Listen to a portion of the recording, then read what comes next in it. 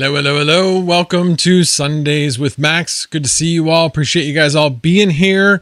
Let's see who is here. Hang on. Son of a Rabbit, The Traveler's Travels, Lestadog C57, The Toxic Miner, Amplifier Gaming, Caw Valley Crypto. Good evening to you, sir. All Set, Burn, Black Hat Team, Integra Guy, and Tube and Jar. It's really a lot easier to get through the list when I do it early in the stream because then people don't have a chance to get here fast enough. All right, I'll do a few more. Adam Williams, Cook 4015, and of course, the infamous Sunflower Mama is sitting right next to me. Geek of all trades and Retro Mike Tech. Good to see you guys. Appreciate you guys being here. I got like a bunch of stuff that I did this week. Honestly, just trying to keep my mind off of things. Obviously the big event this week was my father's funeral. Went very, very well. We had beautiful weather. So, went absolutely about as well as it could have gone. And, obviously a rough day overall. Pretty much just kind of dozed on and off on Saturday, just trying to recover from the emotions of Friday. And all the things leading up to it with everything that needed to get done. So anyway, that is done, but it did give me a lot of time to kind of try to do things that would take my mind off of that. So I did get my taxes done early. That like never happens. Never. I'm always like on the 15th finalizing my taxes. And I did not do that this year because I wanted something to do. So I did finish my taxes on Thursday. Actually, technically it was Friday morning when I actually submitted them, cause I needed, Sunflower Mama's driver's license, and it was in her purse. And when I came downstairs without even asking her, I saw where her purse was. So I could have done it the night before, but I didn't. But I got those done this week.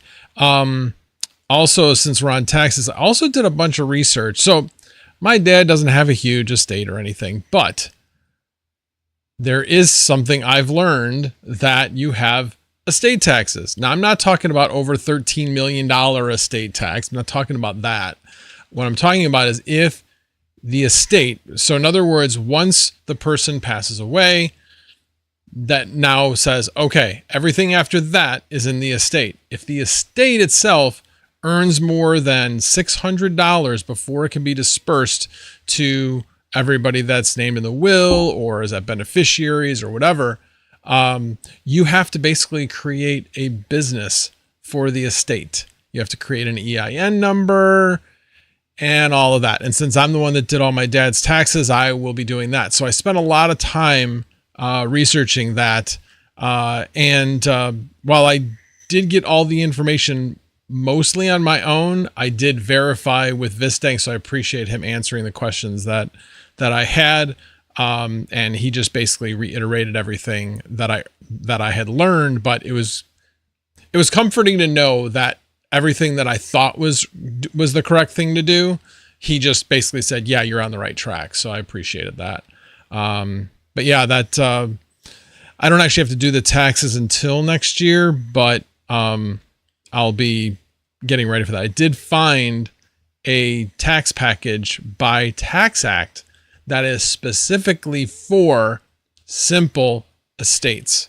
And it's like $140 for it. So it's expensive, but it's nowhere near as expensive if you went the TurboTax route. But he has no real estate or anything like that. So it's a fairly simple estate. But anyway, I dug down that rabbit hole quite a bit in the middle of last week. I took Wednesday, Thursday, and Friday off of work last week. All right, let me see if I missed anything in the chat. Tag me, please, if you have anything you want me to read. I'm going to try to see if I can. Let's see. Yes, it's nice that Retro Mike has put up mining pools. Nice to have somebody in the community, that's for sure. Thank you, Tube and Jar. I appreciate it. Let's see. See you guys talking to him about that. I'm just trying to scan here. Retro Mike. I'm working on a new UI and revamped site. I'm gonna merge the pools with my own site around my RMT brand. Cool. Very cool. Automatic Beats, good to see you. Let's see. Patrick Murphy, good to see you. Thank you. I appreciate that. Let's see. And then we have Shides. Good to see you, Shides. I am loving the world today. Nice day out. Got a really good night's sleep last night. First one I'd gotten in about a week, so that was good. That was very good. Got woken. Well, I shouldn't say I was awake for like 30 seconds and then my phone rang. So, but I was able to give my son a hard time about waking me up because he's the person that called in the morning. Oh, and I also helped my daughter finish her taxes today. Yeah, taxes are done. Feels good to not be rushing to get them done on the 15th. Well, when you're only getting like 3 to 4.5 hours a night, yeah, it's not overrated. Crypto Craig, good to see you. So what else did I do? Oh, today I actually, I had been researching, lawn fertilizer spreaders because we have like the Scott's EdgeGuard Mini. I mean, this thing is like a toy and it's extremely uncomfortable to use. And I'm not the one who's generally using it. Sunflower Mom is, but we're both tall people and it hurt the back like crazy. Plus the thing bounced all over the place because I had small plastic tires. It was not fun. So this year, definitely getting a new one. So we ended up going with the Echo RB60, which evidently is made for tall people because there was a guy on the internet talking, he was 5'9", and he was complaining with how long the legs were because he was only 5'9". He had to like lift it up to here in order to push it. So I'm like, well, that sounds like that's made for us. So, hey, I might use it this year. I might. I couldn't use the other one because it hurt too much. Anyway, we'll see. We'll see. Maybe I can prove her wrong on that one. But yeah, we should be getting that on Wednesday. Cause we ordered that through Home Depot. Actually, Home Depot is like the only one that basically the only one that carries it. You have either like Ma and Pa lawn and power stores type of thing, or Home Depot is the only choices you pretty much had. Let's see, what else did I do this week? Oh, one other thing I thought I'd share. So my father's phone, I don't know like how many things he has tied to his phone. Like, you know, when you're doing 2FA, the texts always come to the phone number. I know a number of the things, my sister's like on the accounts, so she gets it going to her phone, which is fine. But I was like, you know what? I'm not going to take that risk.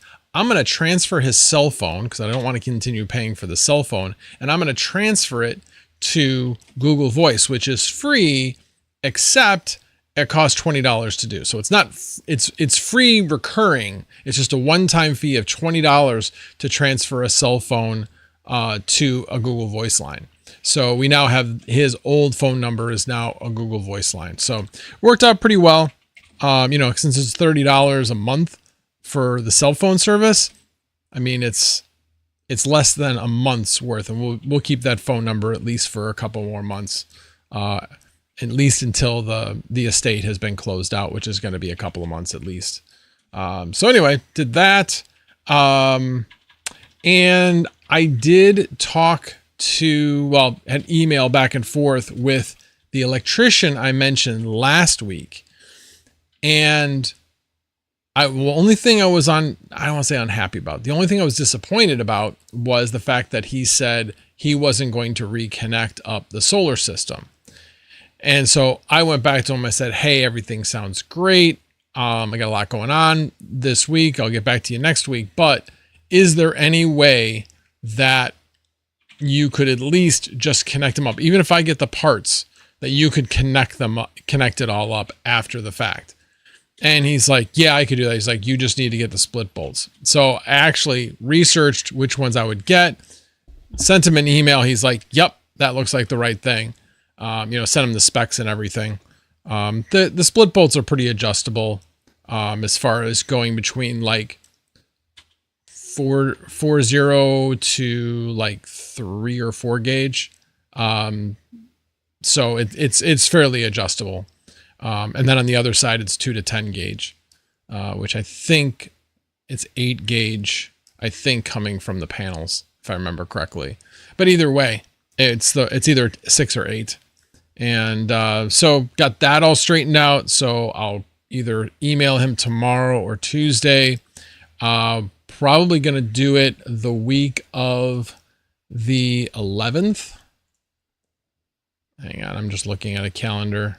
Yeah, the week of the 11th. I'm assuming he won't be willing to do it on a Saturday, but if he would, I'd do it on the 10th. That would be perfect. The 10th or the 11th would be perfect. All the jobs I have expire the week of, well, most of them expire on May 9th. So if I could at least get him to just come right after that. So when he's doing that, we'll reorganize the basement so that everything can fit onto the single rack. So we'll have to actually kind of deconstruct the top part of the rack so that we can reconfigure it for a better heat flow, so that basically I don't put my 84090 GPUs directly below my Ubiquiti router. I'm going to put that above the router. But yeah, should be a lot of good things. Oh, and then this week, Sunflower Mama is going to be working on that dual fan outlet. It's amazing how much of a difference the temperature is in the basement with not just increasing the airflow from one of the windows by cutting out a screen, as well as a more powerful fan. It's also the direction of the fan. So I originally, when I placed that fan, you place it, just perfectly like in the window, but, parallel with the window. It was basically blowing directly at the rack instead of in front of the rack. And obviously the airflow is pulling through the rack with the outside fan pulling out right behind it. So I was like, you know what? Maybe I should point this fan so it's pointed at about 3 to 5 feet in front of the rack. It made a huge difference. When it was like in the 40s outside, it was like 65 downstairs, 64 downstairs. So it was really about 66 actually, because the outgoing fan turns off at about 66, and then it varies between like 66 and 67 in the basement. But yeah, that's been working really well. So I don't know. I'm still debating on the mini split, but that's going to be a while before I even consider that. Or a portable air conditioner as well. The portable air conditioner though is going to be just as hard as a mini split, honestly. But I don't know.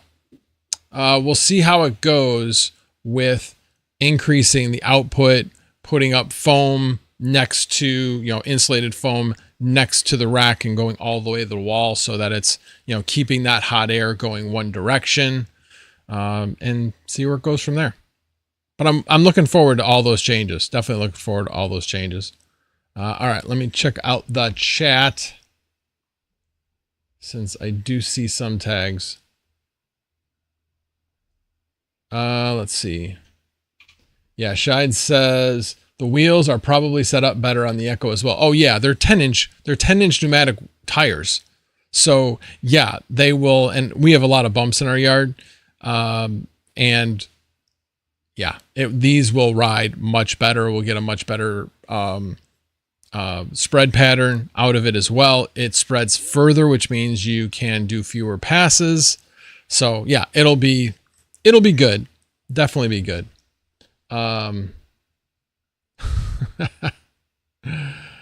Yes, I'm tall, but I don't know if you're talking about, oh wow. Sunflower Mama says his tender hands have not touched a lawn tool in years. Well, at least in 5 years. I used to mow the lawn before that.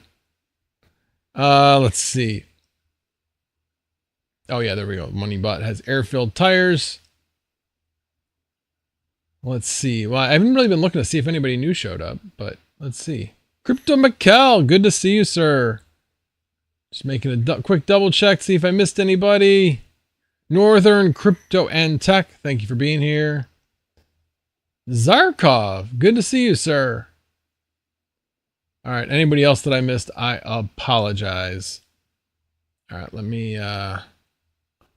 Geek of All Trade says, all right, I got to fix some food and finish editing this video. Good to see you. Good to see you too, Goat. I appreciate it. Can't wait to do the video on our project. Let's see. Actually sold most of my 6,000. Really? No more comic books for you, huh? Let's see. Yes, Patrick Murphy, that is exactly what I'm doing. Bringing in outside air and then exhausting. That's what I'm currently doing. I'm not sure if I will be able to keep just doing that with the amount of heat I have in the basement. But I'm hoping that even at 90, if I have 4,000 CFM going straight out the window, hoping that will still be good enough for at least another 50%.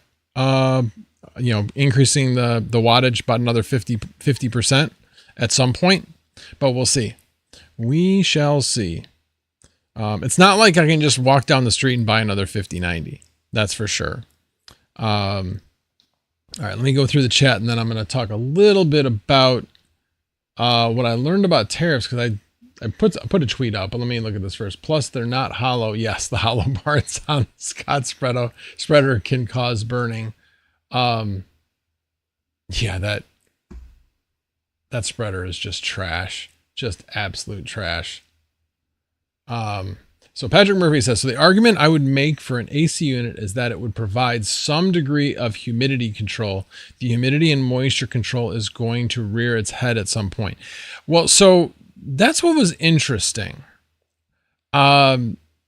I know what you're saying. You pull in 90-degree humid air that's got like 50% humidity, and then you bring down the temperature to like 80 in the basement.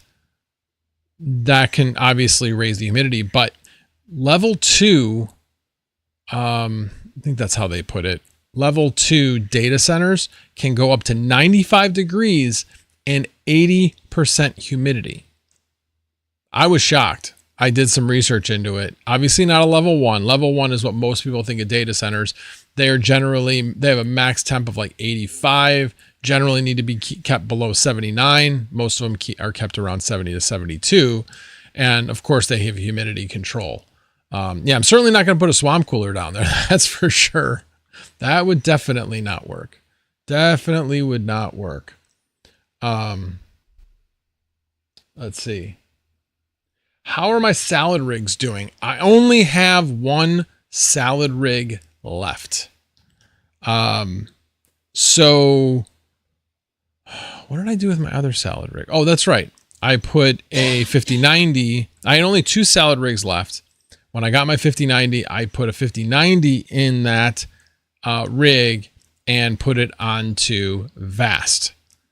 And so I only have one 3060 Ti salad rig left, and it's been doing pretty well. Last time I checked, it was at about 80 cents for the day.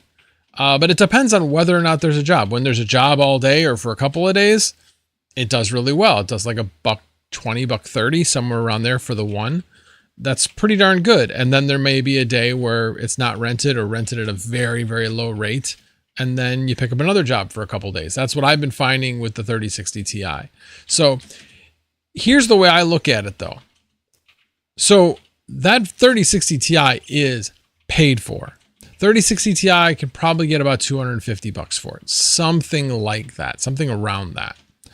But if I'm making almost $1 a day, and they pull little power, they don't really run the GPUs hard.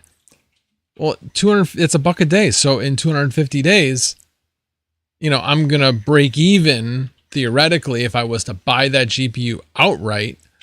The only thing is you have a limited amount of power. So, and you have to assume it's going to pull the full power. So it's not like I'm going out and looking for 3060 Ti's. I did sell a bunch of 3060 Ti's, but they're not a bad deal. I mean, they don't make a lot, but for the amount of space that they take up, but they do pay themselves off. They really do. Actually, honestly, better than the 5090. But the 5090, you're going to make a lot more on. It's going to take up a lot less space.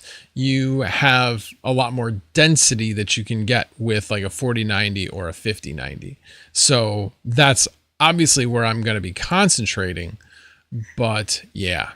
But yeah, 3060 Ti, that's all I've got left on it. I'm doing pretty well. I've debated with the 3060s of trying to maybe put one back on salad and see how it does.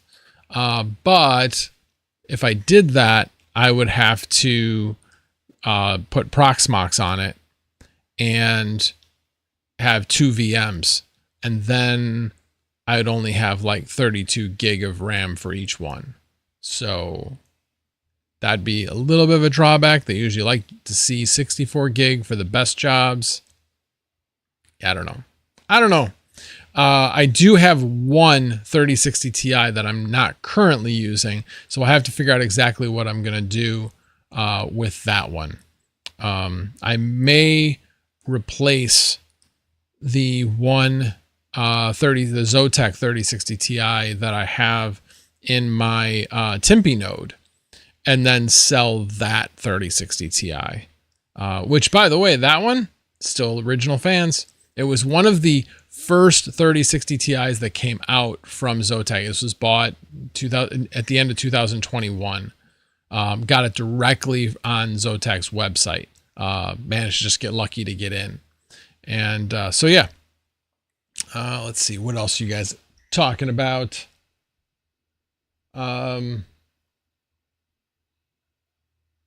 It's going to act like a sponge since it's most likely very low moisture content in everything typically. Yeah, I was going to say I missed something. Yeah, I get it. Shide says, plus they're not. Oh, that's right. So I guess I wasn't tagged on any of that. All right. I'll read Patrick's last one. Yes, to be expected. So those old dry dead trees are naturally going to suck up moisture just by the sheer nature of their structure. Some might say add a dehumidifier, but the byproduct a humidifier will produce is heat. So not the idea. Yeah, I think we'll be fine. Like I said, it isn't overly humid. Upstairs, we are able to keep the humidity with the air conditioner running. Right around, like, I think it gets up as high as 55%. So yeah. All right. Oh, one thing I did want to mention. Yes, it's been just over a year as of yesterday since Ovalbore Tech left this world. I do miss him. I missed him coming in here and giving me a hard time about not mining or partially mining on and off. I miss that banter. I know it was always in good nature and what he believed. And I do miss him. Definitely miss him. So one of the other things I wanted to go over tonight so Panda sent me a message, because we've talked about my Ubiquiti setup. And he sent me this Reddit post. Hang on.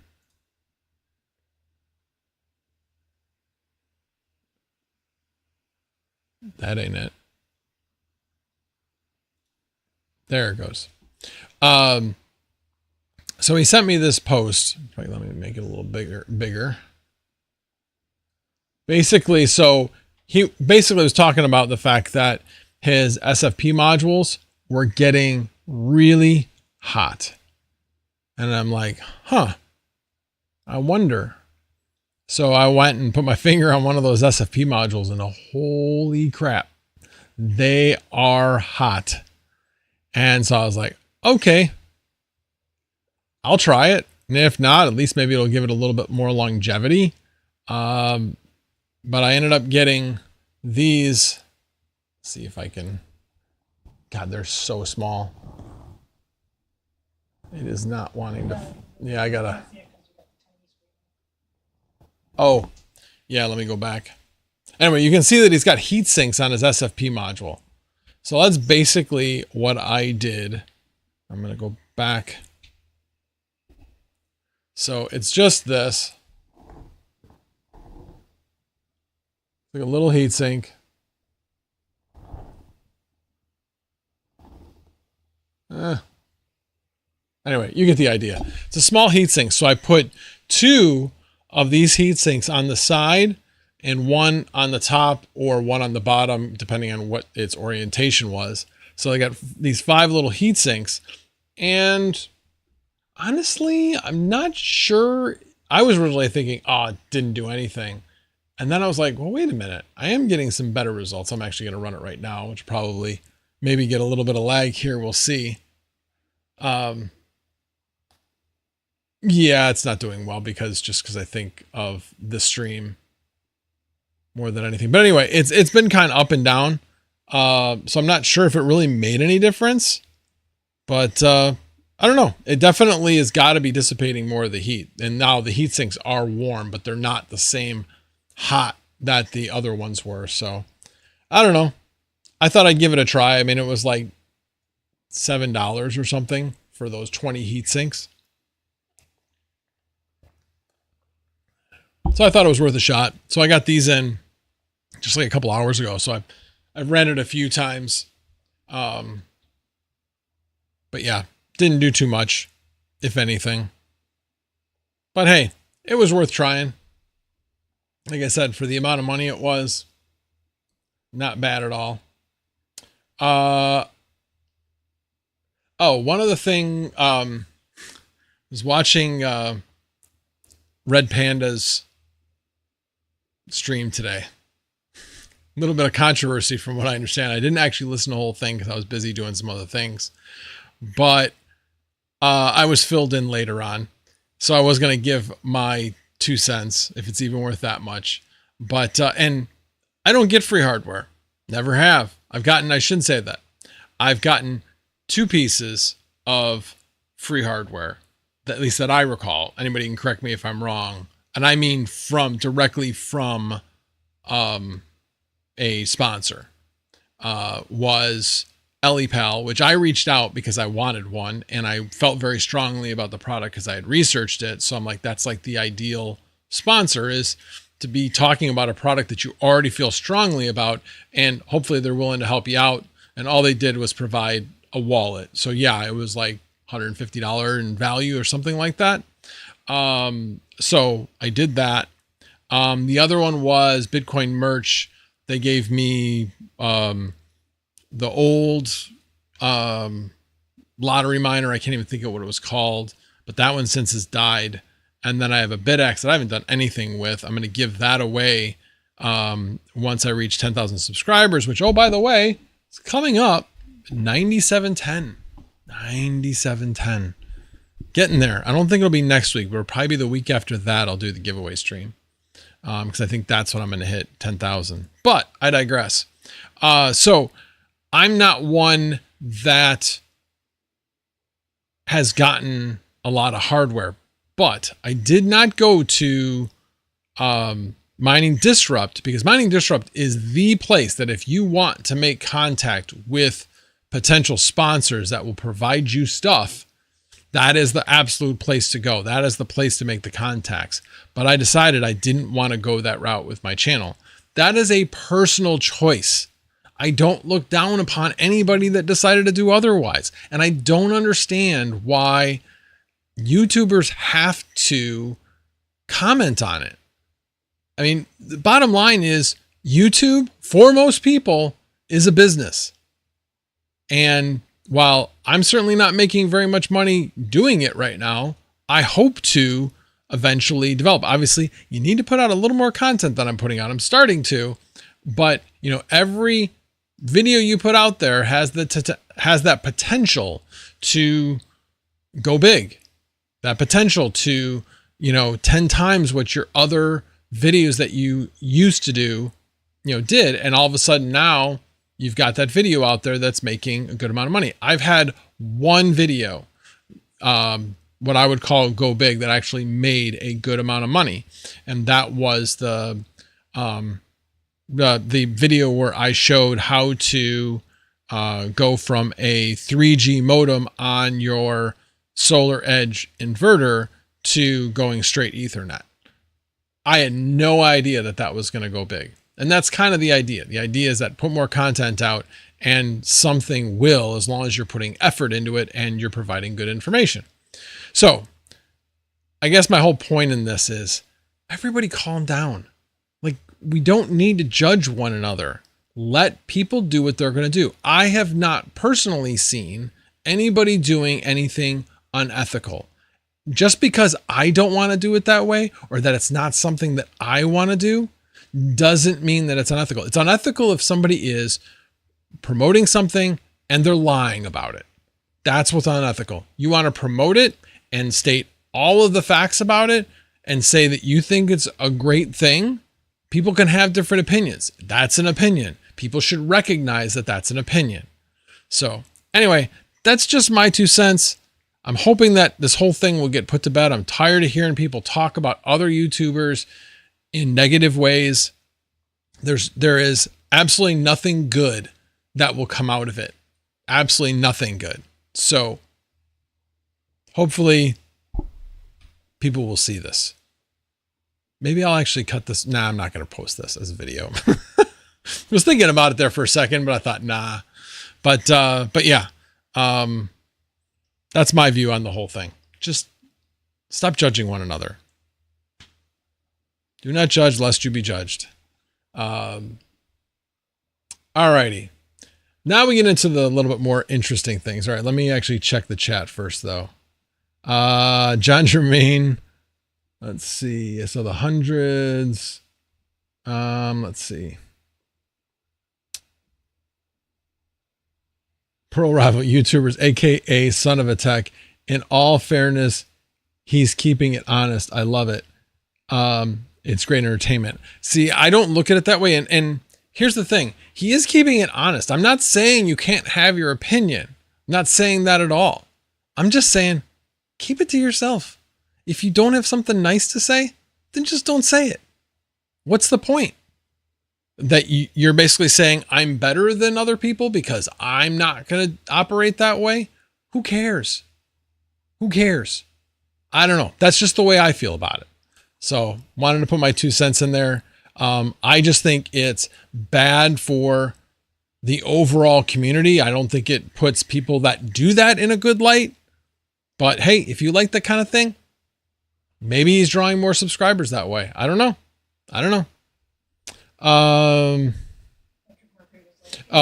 in a nutshell, what was the rub? Basically that people were promoting these lottery miners when people are going to lose their butts. Basically, they're never going to see any return on the investment. But as you know, again, they're lottery miners. I hear a lot of people talk about, hey, this is the best lottery miner. Yeah, that's what it is. So if you're the type of person that goes out and buys a lottery ticket 2 to 3 times a week, and you said, you know what, instead of doing that, I'm going to buy a lottery miner. Honestly, probably a better investment. It's still a bad investment, but if you're going to trade one for the other, maybe not such a bad thing. And maybe you learn something in the process. Maybe you find that more entertaining. I don't know. I know when I was mining Digibyte with the little lottery miner that I first had, every day I'd come home. Did I get a block? Did I get a block? It was fun. It was fun. It wasn't fun from a Bitcoin because I'd be coming home and I'd be like, yeah, I'm not going to hit it. I'm not going to hit anything. Not going to hit anything. There's no way. But Digibyte was like had the odds of every 2 months that you would hit one. So I don't know. That's just me. So I suppose if you're getting a lottery miner for that kind of fun, to hit the occasional block that will basically make you no money, but it's just kind of fun and you're buying it for the fun. It's the same people that go to a casino. The casino overall wins. You only hear about when people leave with money. But the bottom line is that most people go to a casino and they lose. And I talk to a lot of people that enjoy going to a casino and they're like, yeah, I know I'm going to lose when I go to the casino, but it's fun. I'm like, not me. I don't find losing money fun. So everybody is built differently. So some people, lottery miners may be good for. So anyway, that's the nutshell. Traveler says, chances are if you search for something and not found it or a good video on it, more will be searching for the same thing. That's what I did when my gold prospecting videos. One got 350,000 views. Nice. Yeah. I mean, so I've been watching this guy, Shane Hummus, and he talks about the icon method. There's a guy icon. Anyway, it doesn't matter. Basically, he talks about looking for videos that have from people that have subscribers of 30,000 or less that have gotten a lot more views than what that person typically gets. And even better if it's a poorly done video. So that can give you an idea for a video saying, well, that guy got way more views than he normally does. So let me take that idea, put my spin on it. And then, so it doesn't mean that that video is necessarily going to be the one that takes off. It's the fact that if you do that repetitively, you probably get about 1 in 10 that will take off much higher than the rest of them. I know I've been trying different things. My last video was more of a storytelling video. I've taken some thoughts from some other people and I thought maybe this might do well. Oh, it's done absolutely horribly. Absolutely horribly. I'm like, okay. Not what my audience is looking for at all. So yeah. So I have started going back thinking of some other videos. I know there's going to be some videos that I do just because guess what? I want to do them. I don't even care what the results are. I want to do them and I'm hoping you guys will like to see it too. But those are non-starters. I'm going to do those videos and run with it. And, you know, and pretty much all the videos I'm going to do, I want to do. It's just that some of the things I'm going to be looking at going, okay, that's what I wanted to do, but I'm going to add this to it and that to it in order to hopefully make it a little bit more of what people are looking for. But yeah, I was just going to say something. I can't remember what I was going to say. Well, anyway, this guy, Shane Hummus, he breaks down like what types of videos are successful, and the different types of videos, period, that there are out there. You know, Mr. Beast does challenge videos. There's listicles, there's explainers, there's how-tos. Those are kind of the three that I will be looking at. And then there's hybrids of them, of course. So anyway, I'm figuring it out. With trying not to be analysis through paralysis. He really encourages, like, just look, record something, upload it. Record it, upload it. He talked about doing a 30-day challenge where you upload something every single day. I'm going to do that. I don't know exactly when I'm going to start it, but I will start it before the end of April. I'm thinking, because if I do that, that means the day that the panel goes in will be at least one lost day, might even be two. So I need to get a little bit ahead for that eventuality that will happen. I don't want to wait until May to do that. But anyway, that's kind of what I've been thinking. All right, let me get back to it. Think it is good to mix in longer videos with shorts. No. I have done some shorts just because there's some things that information I want to get out, and there's just be stupid to put it in a long form. I actually debated with the tweet that I did regarding the tariffs, and I'll get into that in a second. But instead just decided to put it in a tweet instead of doing it in a short. But no, he basically says there's no monetization or very little monetization in shorts right now. That could change.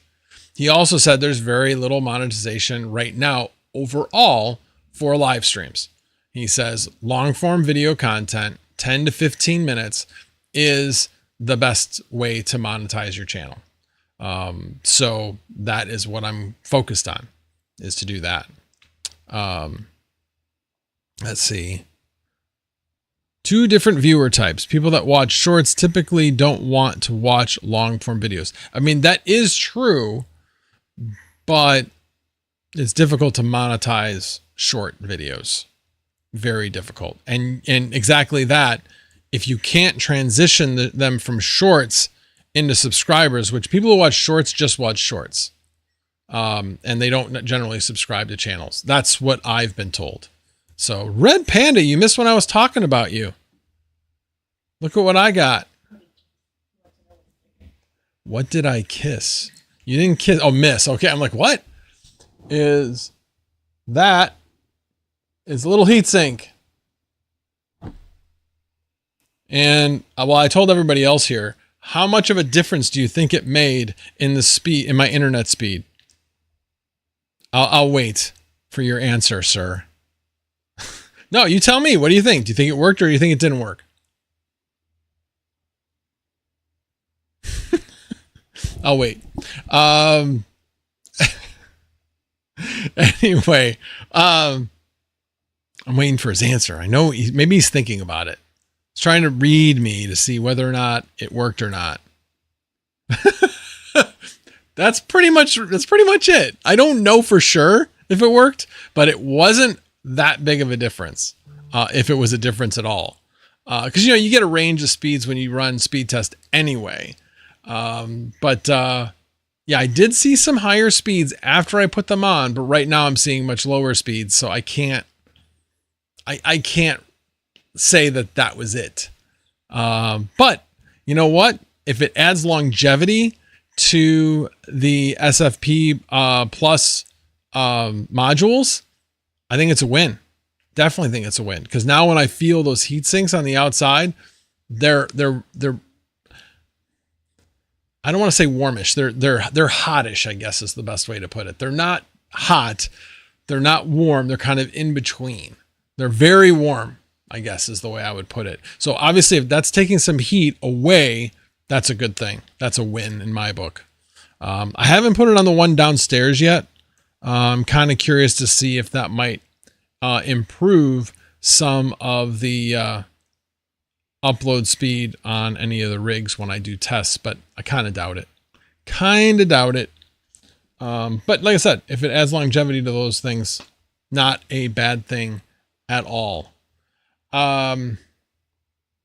So the last thing, well, 2 things. So let me talk about the tariff thing that I did on Twitter.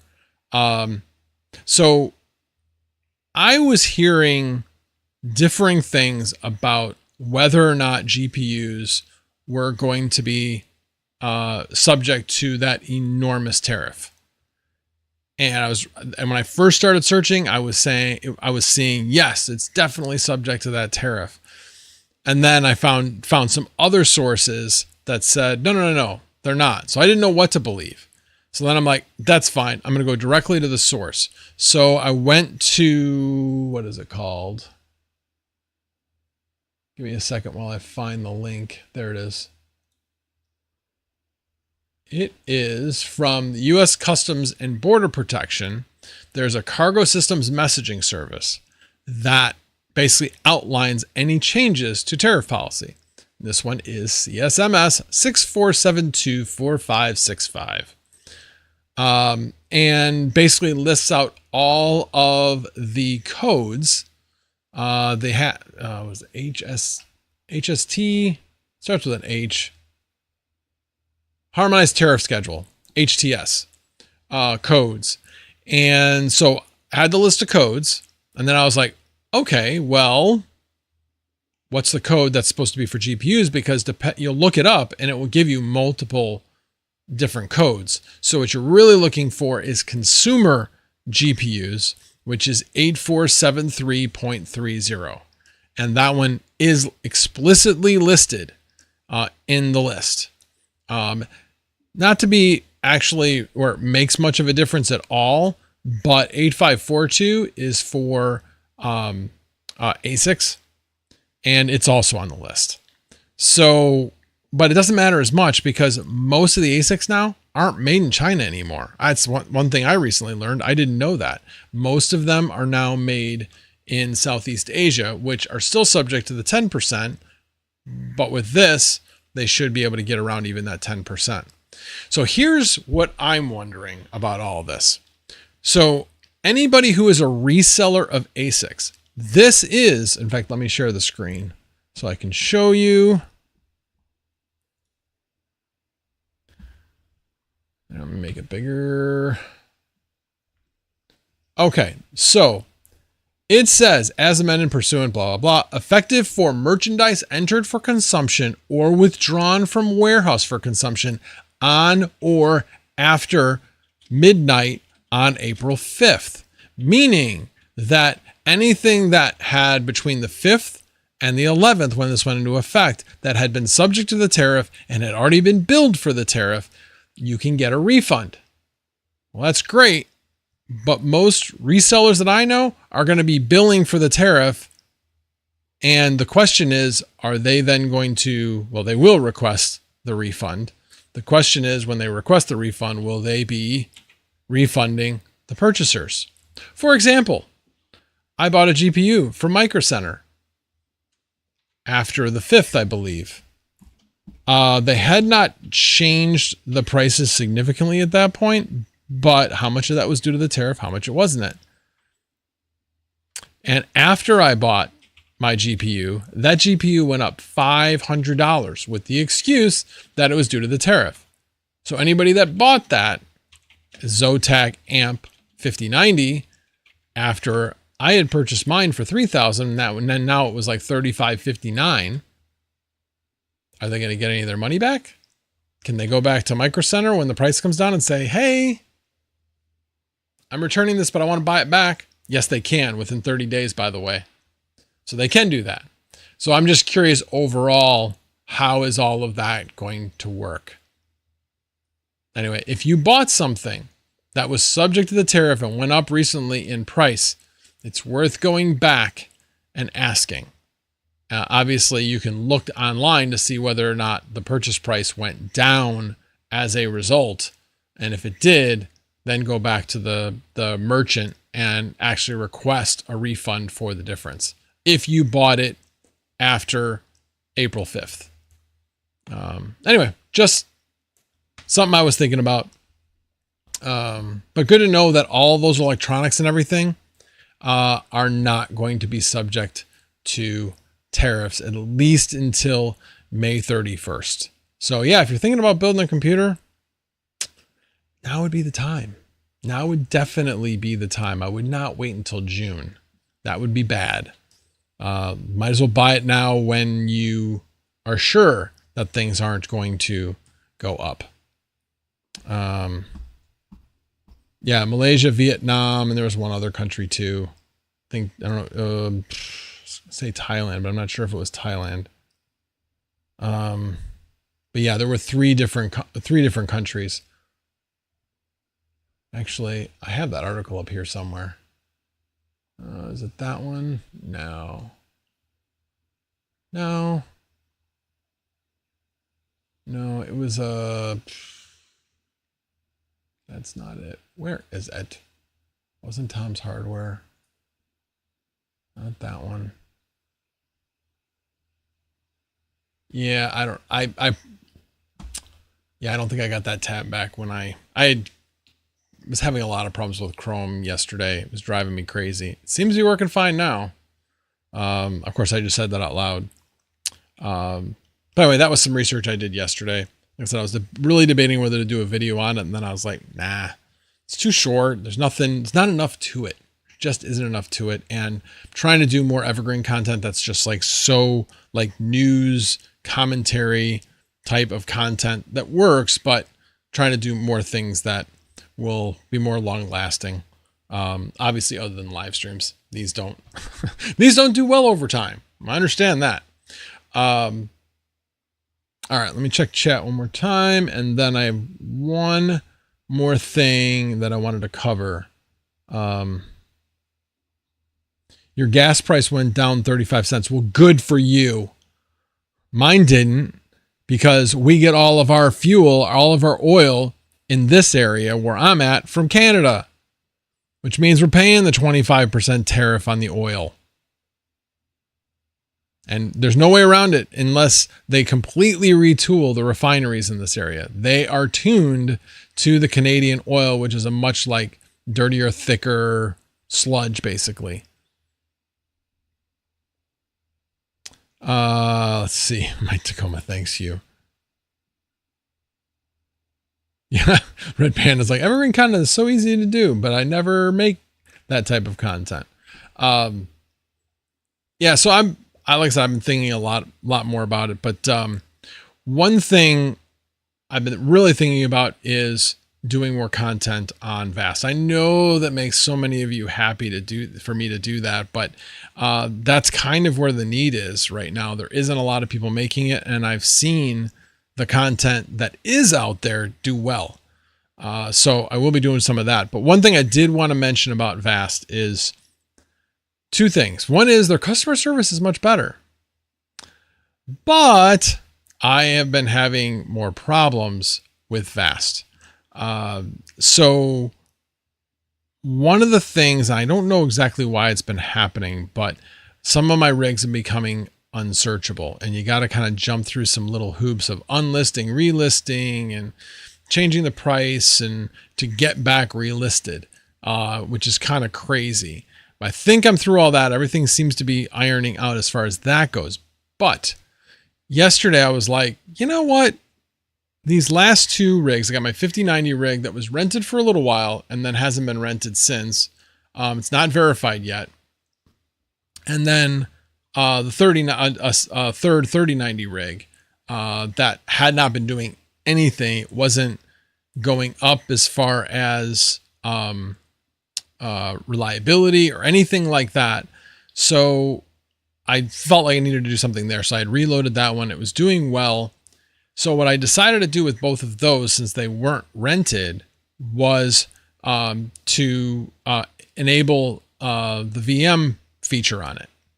So I went through that. But one thing I did learn along the way is the best time to enable VMs on your VAST rigs is when you install them. Because exactly when VAST will get around to re-looking at your rig and actually notice, oh, hey, VMs is enabled. We can rent this via VM, is unclear.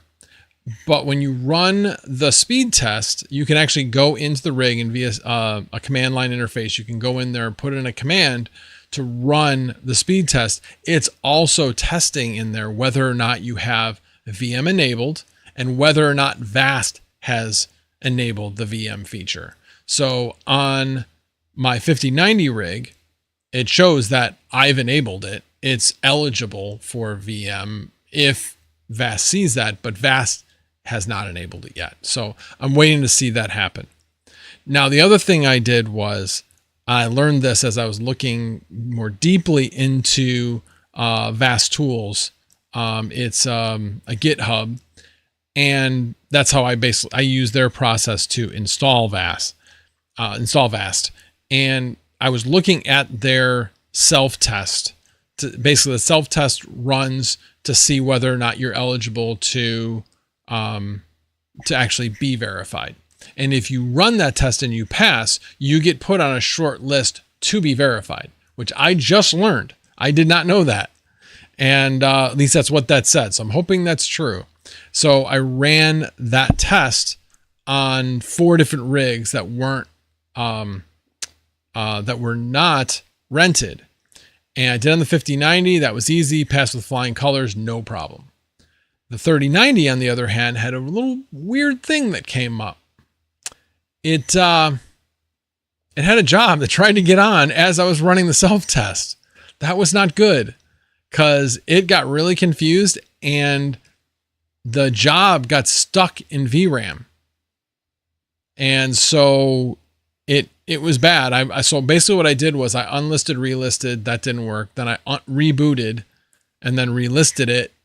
And it seemed to be fine, but evidently it wasn't gone. So today I basically killed the process and then purged the Docker container.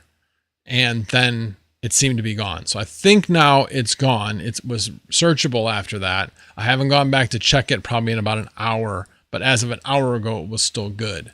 But yeah, it's just all of these platforms do require a bit of monitoring and work. So if you don't want to do that, then maybe it's not for you, but it can be quite lucrative. And this past week was my best week ever by about $50. So I was very, very happy with last week. This week's starting out a little bit slower so far, but not that far behind last week. Right now I am on par to be the second best week I've had. So yeah, I mean, it definitely helps. That is for sure. And actually I should say when I did my taxes this year, it was the first year that I actually showed a profit. And as you know, when you own your own business, you're trying to deduct everything. And I deducted a lot, but yet I still, and it was all valid, but yet I still had a $6,000 profit. So, and this year is looking like more with having sold those $5,000 worth of GPUs that have all been previously expensed under Section 39 rule or something like that. Anyway, regardless, those had $0 value associated with the business. So now when I go to sell it, I have to claim that on my taxes. So anyway, all right, let me check out the chat. Swamp7, if VM is enabled, the client has full control, is set high TDP on GPU or overclock VRAM. We'll see. I didn't think they had the ability to actually change the power from what we had set, but I guess I'll find out. I'm not doing it on any of my big rigs. I'm not doing it on my 84090s or my 64090s. I'm not doing it on those. I'm only doing it on single GPU rigs. So, I don't know. We'll see. I'm definitely going to be monitoring those very closely. That's for sure. Let's see. Pearl Rival said, so the weekend announcement on laptops, PCs, and cell phones had no effect on GPUs. No, Pearl, were you not listening? Yes, it had an effect on GPUs. There's no tariff on GPUs. They are under the same exact exemption. I have it up on the screen. 8473.30. That is GPUs. It's listed on the announcement. Come on, man. Let's see. Yeah, I that's what I heard. I wasn't listening too close to his stream, but I heard somebody hit a block, and I thought he said it was him. Or was it Rabid Mining? I don't know. It was one of the two. I heard both names when they were talking about it.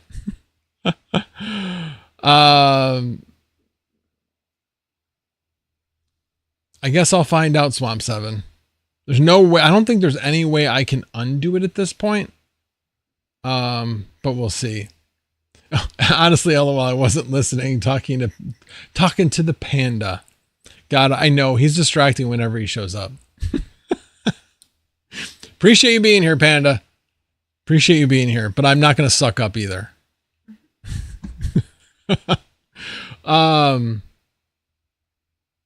But yeah, actually, let me take a quick look, actually. Let me see if it's rented. Because, yeah, I certainly don't want to pull in more than 600 watts. That's for sure. No, nothing's changed. It's the same things that are rented. So everything that I've moved to VM, they cannot, sorry, everything that moved to VM has not been rented yet. So we'll see. we shall see. I'm just trying to give myself all the chances I can to be rented. And I know that that is an advantage. You know, if you're enabling that and others aren't, then maybe you'll be more likely. What's the machine number? I will go rent it and crash it for you. I'll send it. I want to see what you can do with it. That would be great, actually. Now you got me distracted, but now I'm gonna send you the machine ID. I trust Swamp 7. I'm not, my wife's like, oh, that sounds like a great idea.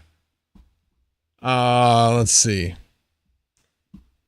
Give me a second. I gotta go back to that screen. That one. Although it wouldn't be too hard to figure out.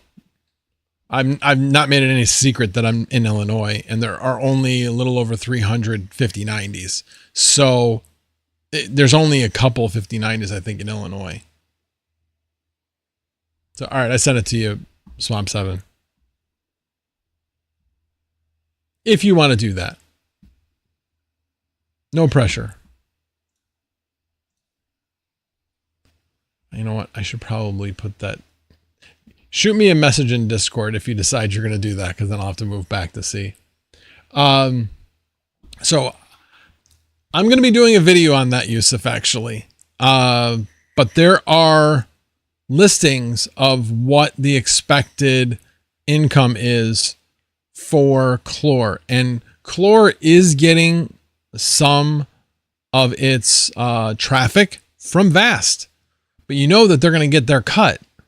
So they're not going to pay out as much than if you were actually renting directly on Vast.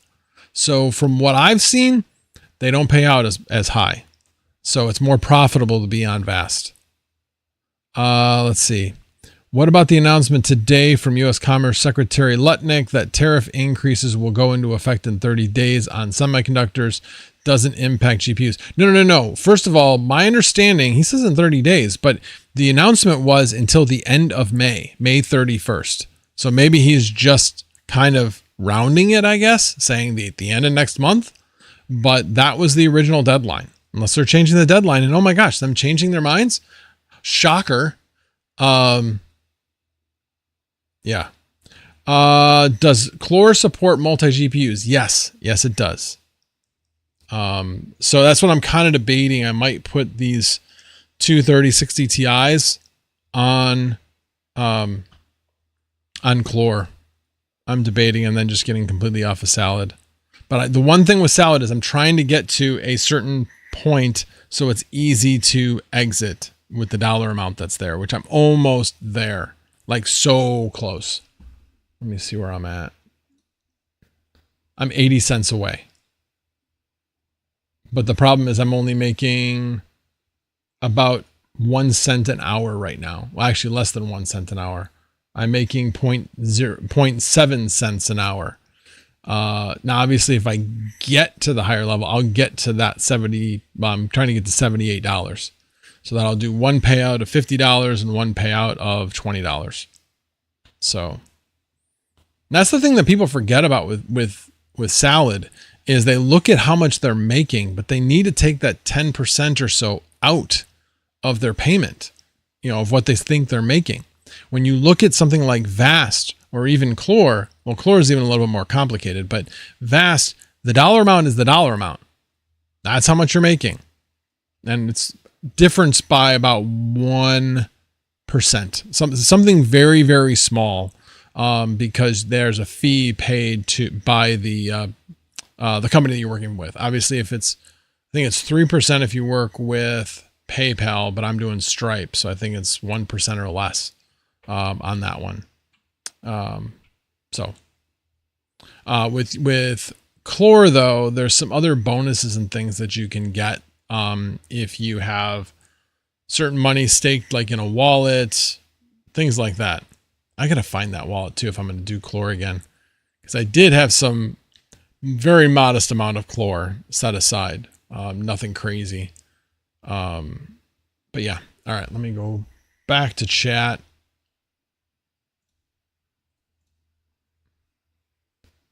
All right, let's see here. Oh,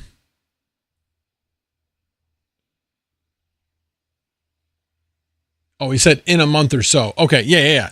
End of May. May 31st is the deadline. Now, like I said, they can change the announcement. I mean, there's nothing that says that that's set in stone, but that's what it's currently set at. If I were in the market to build a PC, I wouldn't wait.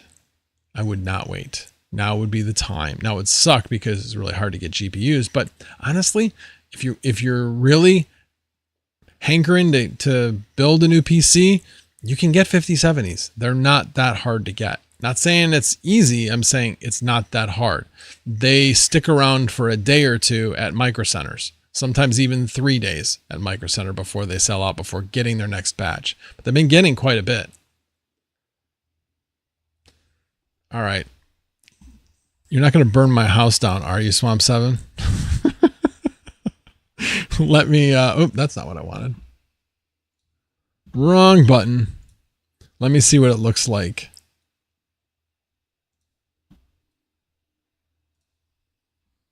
Have you started running anything yet? Well, I didn't hit refresh. Let me hit refresh.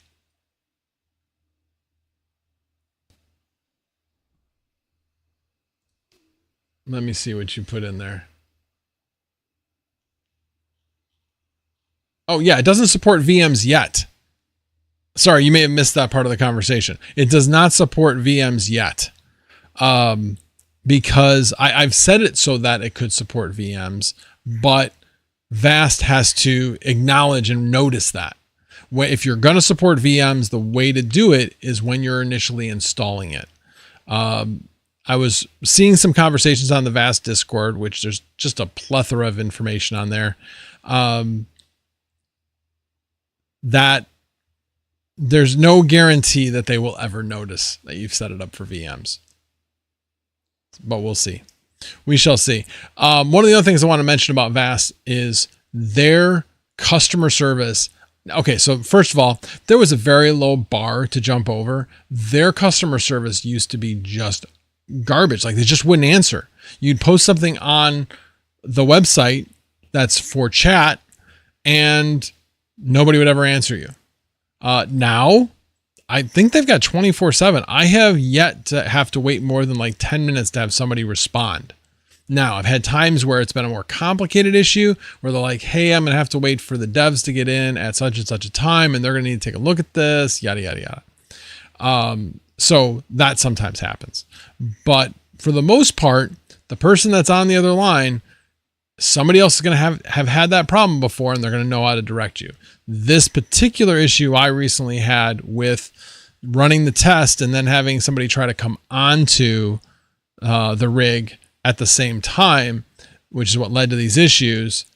Yeah, he knew that was what the problem was. And he's like, do all these things. And gave me very explicit. Well, gave me mostly explicit. And then when I'm like, I was making it sound like I knew what I was doing. And I did. I just didn't remember the commands. And so then I said, hey, just so I don't have to look them up, I've done this once before. Can you give me the commands for the purge? And what was interesting is he didn't give me the purge command. He gave me like remove Docker command. And he told me, he's like, hey, you got to look for this Docker ID. And I'm like, oh, well, let me search for that command of how I look up what Docker's running on this machine, which I then got, took that ID and then put it into that command. And then I was good to go. So he kind of had to spoon feed me a little bit, but I still got some of the information on my own. All right, let me get back to the chat. Let me put it back to full screen. Oh, wrong one. That one. All right, let me see. What else are you guys talking about? You only need to hold 1 chlor for the 20% bonus. You only get significantly more if you hold over 1 million chlor. Yeah, it wasn't much. I think it had like 20 to 30 chlor or something. I had it. So I'm like, I'll just put it all over there so it's all in one spot. And yeah, so I'm 7. Yes, I see that. VM not supported. Yeah, not yet. Not yet.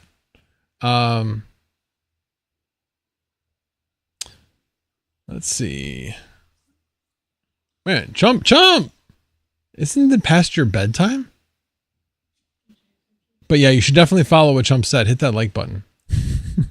And you said DJ's here too? What was that? Ah, how did I miss him? Because you were talking too much. Oh, that's kind of my shtick. I talk too much. Wow, how long ago was he here? I'm like scrolling up. Oh, there. I see that, DJ. YouTube rewards that behavior. Negativity sells. I get it. Way more views than promoting negativity. See, I'm just not... I don't like to watch negativity.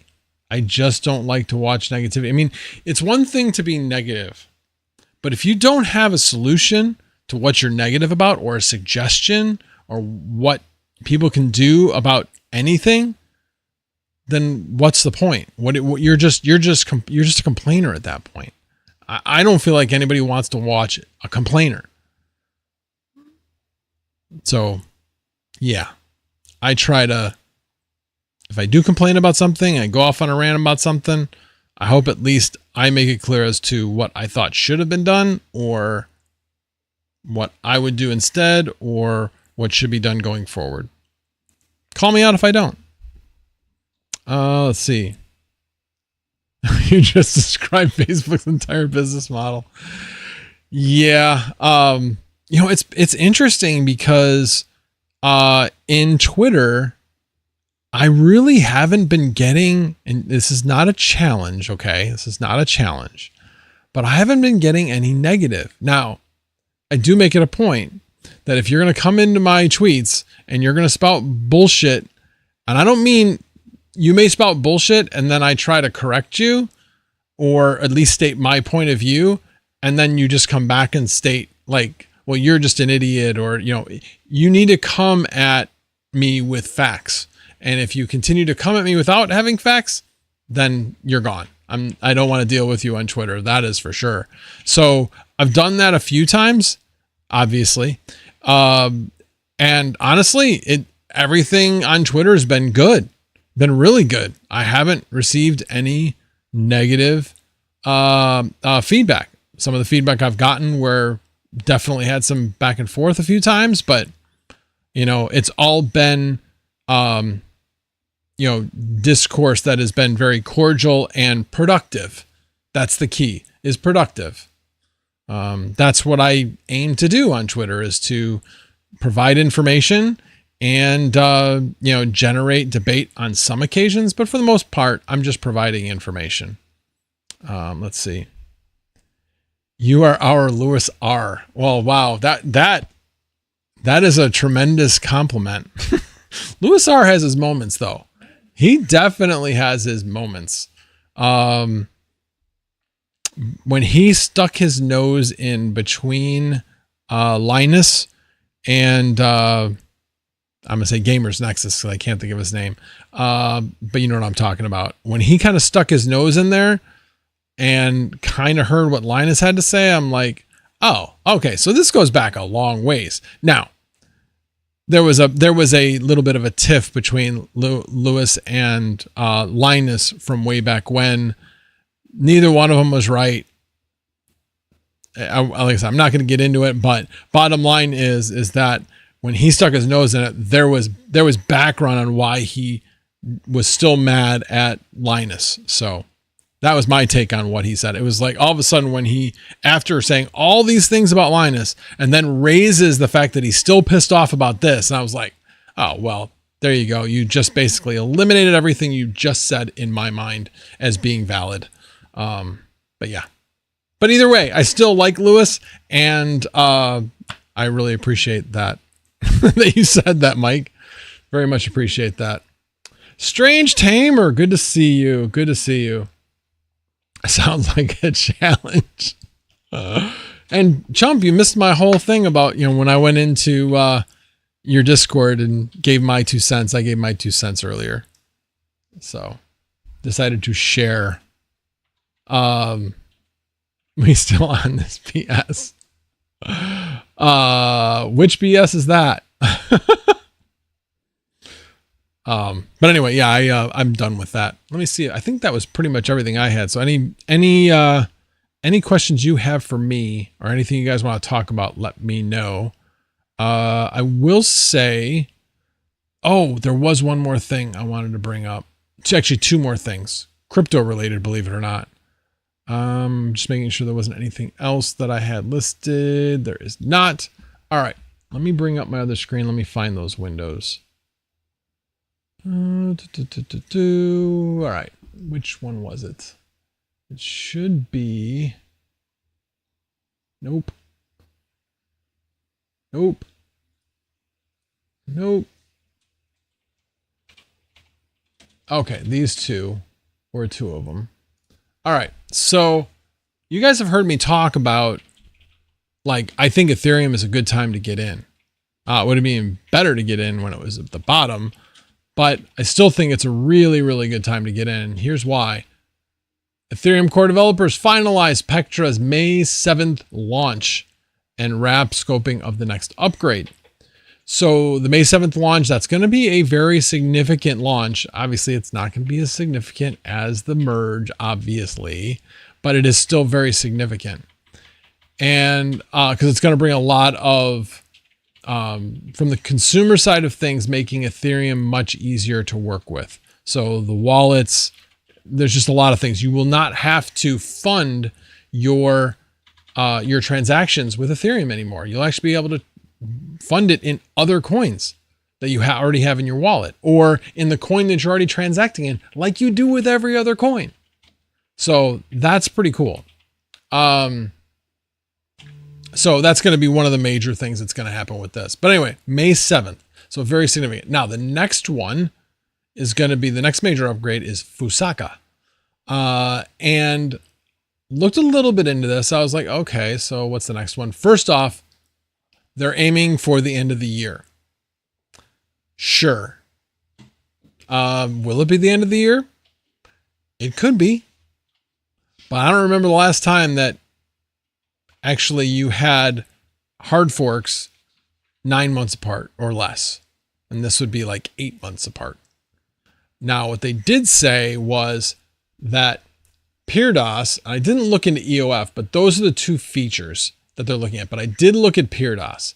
So then I clicked on that link, went over to here, and I was like, well, what the heck is PeerDOS? And for one, Ethereum needs PeerDOS, peer data availability sampling, to scale data availability. Where did it say?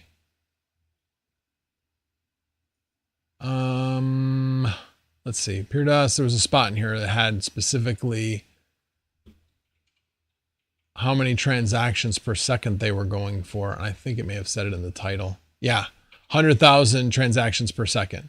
So they are significantly wanting to increase that. And this PeerDOS is the big thing that they are going to be using for that. Now, so it's going to be some combination, from what I understand, it's going to be some combination of layer 2 and layer 1 together that's going to enable this scaling.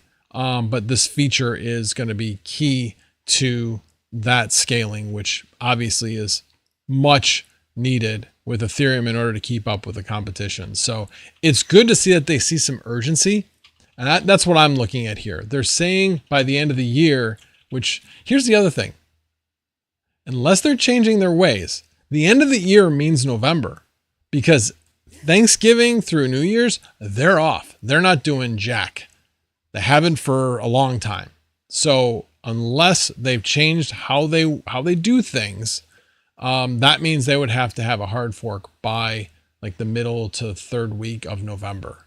I just don't think that's likely. I think we're going to see this maybe February at the earliest would be my guess of next year, but still, it's good to see that this is what they're going towards. So I know we all hate Ethereum. We love to hate Ethereum. I'm me included.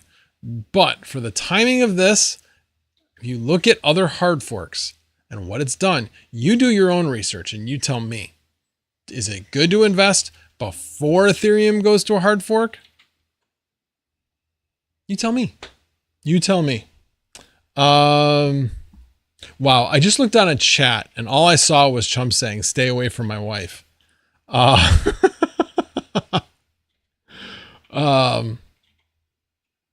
Wow, I'm going to have to like put this thing on a slow chat for Chump. Holy crap. God. It's the first thing he said since he got here. Oh, cool, Yusuf. That's awesome. That is awesome. Yeah, it's like I said, I had to do a little bit of work on mine just because of the cards I was using, but I don't know. I don't think because you have a dual CPU, I don't think you're going to have the same issue. In fact, I know you're not going to have the same issue because you have more lanes than I do. But yeah. Will Smith slap on incoming.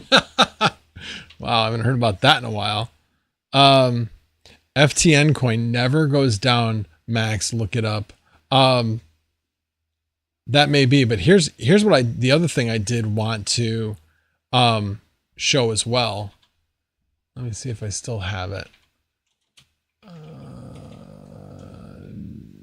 Nope. This is it. Okay. So have you guys heard of Mantra? Because wow, talk about drama and rug pull. So I'm just going to go through this whole tweet, but this might be a disaster on the level of Luna. Over $6 billion extracted from crypto in just 30 minutes. Here's everything going on with Mantra and the red flags investors ignored. It all started when a wallet linked to Mantra sent 3.9 million OM to OKX. That caught attention fast because the team controls 90% of the supply. Kind of sounds like Trump coin, doesn't it? Meaning they can crash the price anytime. And the trust was already broken a month ago. Mantra did an airdrop, but right before launch, they blacklisted over 50% of wallets, called them bots, but gave no proof. The community felt betrayed. More shady stuff started to appear. Market makers allegedly kept the price high. Quiet changes to tokenomics. Airdrops kept getting delayed. Founder inactive the last 24 hours. Tension was building. And so when that OM deposit hit OKX, panic started. People feared a dump, and they were right. Selling pressure kicked in fast, then rumors about OTC deals made it worse. Turns out OM may have sold tokens to private investors at massive discounts, some 50% off or more. That started a chain reaction. People sold, stop losses hit, leverage positions liquidated. Yeah. In just 1 hour, OM dropped over 90% from $7 to 50 cents. Many investors had no idea what was really happening behind the scenes. I would bet the majority didn't know. Then it got even worse. The OM's Telegram got deleted. The last message was someone calling it Luna 2.0, then silence. No statement, no updates, nothing, nada. The red flags were always there. 90% token supply held by the team, airdrop betrayal, hidden tokenomic changes, and OTC deals behind closed doors. Yeah.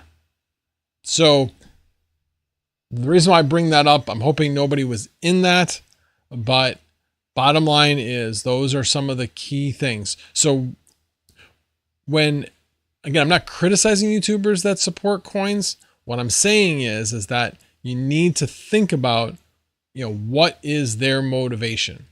And are they being transparent as to were they given coins as part of the promotion, that type of thing. So, yeah, something to watch out for. Be smart. Do your own research. All right, let me see what you guys are saying. And then it's almost at an hour and a half. We will wrap up here shortly.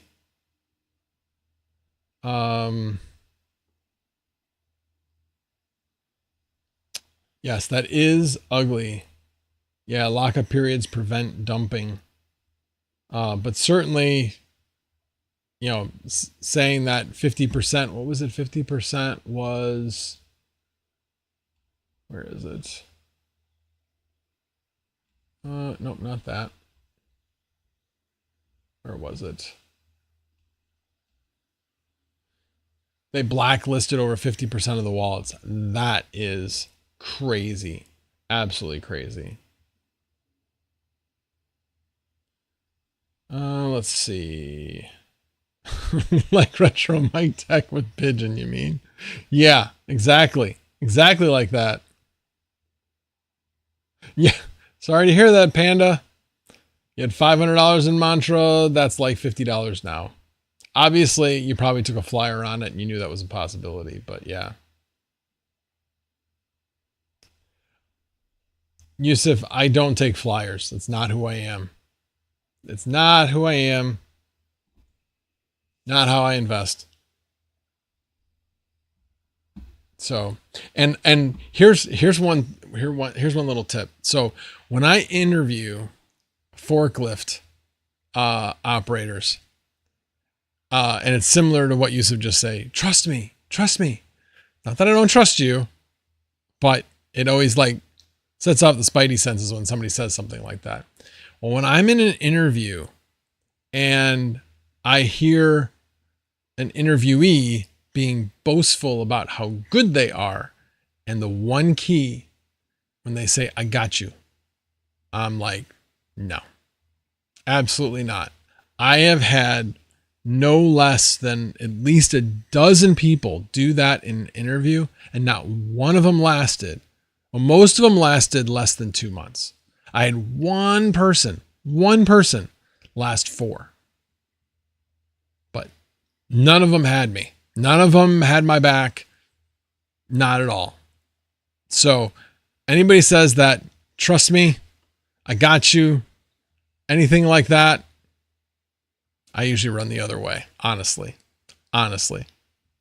Not being critical of you, Yusuf. I'm just saying that that's how my mind works. Pro Rival listening closely. I've bull run. I find a mineable coin and fill every buy order on the exchange. So you're just cornering the market on Pigeon? Is that what you're doing? Retro Mike? I got it, Yusuf. I'm not looking it up today. Alrighty.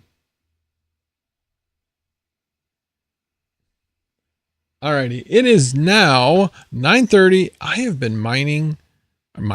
I have been streaming for an hour and a half. So I am going to call it a night.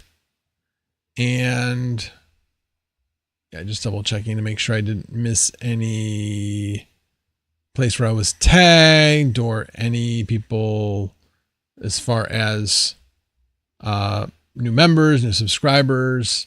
Does not appear any of that happened tonight. Yeah, I'm just scrolling all the way back up. So no, I don't see anything. So, alrighty guys. Well, again, thanks for tuning in. I do appreciate it. I know crypto's not great. Sunday is always kind of a bad day. We'll do one other thing. Let me take a quick look at the market. And hey, we're up over 85 again. Sweet. And we're in positive territory on a Sunday. Imagine that. Markets don't look too bad. I mean, this is great for a Sunday. Absolutely phenomenal for a Sunday. Sorry, I'm getting buzzed and I'm like, am I missing something? No. I thought maybe somebody was texting me and was trying to get a hold of me. Yeah, I mean, some of these have done really well this week. I mean, you've got Solana that's up over 25%, almost 26% for the week. You've got Avalanche was up 26%. Hedra up over 20. Bitcoin Cash up over 30% for the week. Over 6.5% today alone. Litecoin up 13%. That's a little bit higher than average. Hyperliquid up over 50% for the week. Don't think I'm going to invest in that at that height, but I know Caspa's done really well this year. Pi, or today, or this week, Pi is up over 26%. Eesh, I don't think I'm going to invest in that. Let's see. I'm going to get some real coins here.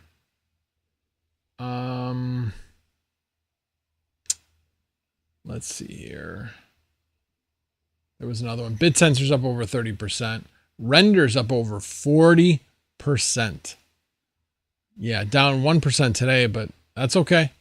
Oh, it went down 37% now, 38%.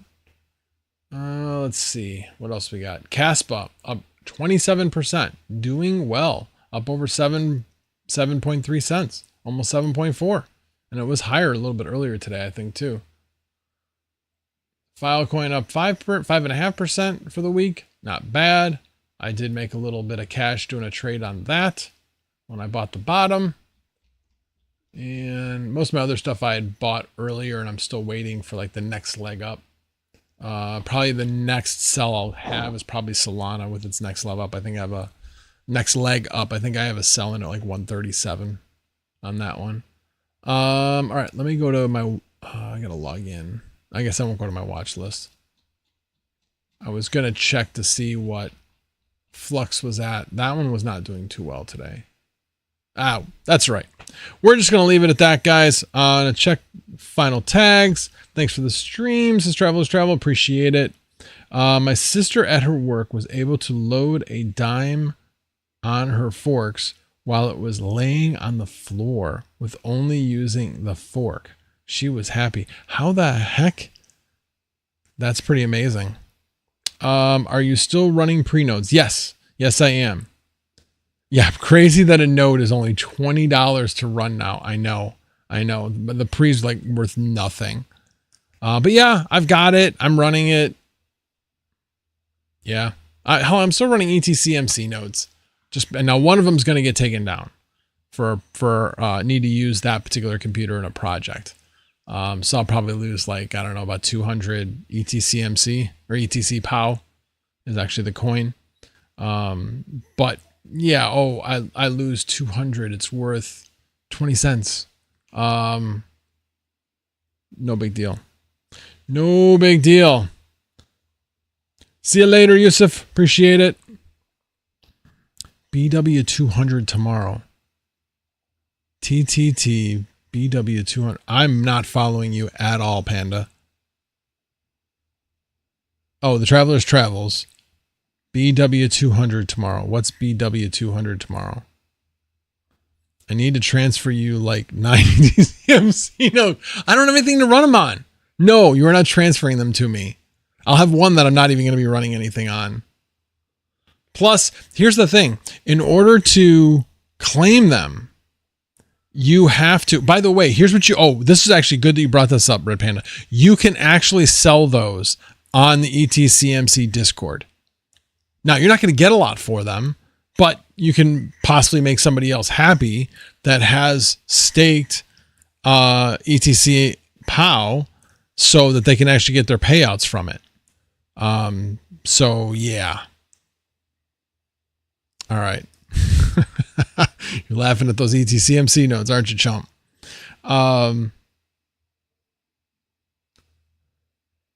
Second jet ready to take off. Sorry, I'm not following you, Bleach.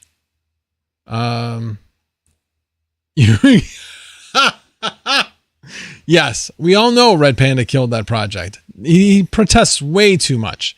Way too much. Just embrace it. Embrace it, Panda. You killed ETCMC. You did. Just embrace it. It's okay. It's okay. You killed it. It's okay. And on that note, I am going to call it a night. And as always, hold on a second. As always, no tabs were hurt or killed in the making of this live stream. Have a good night, everybody.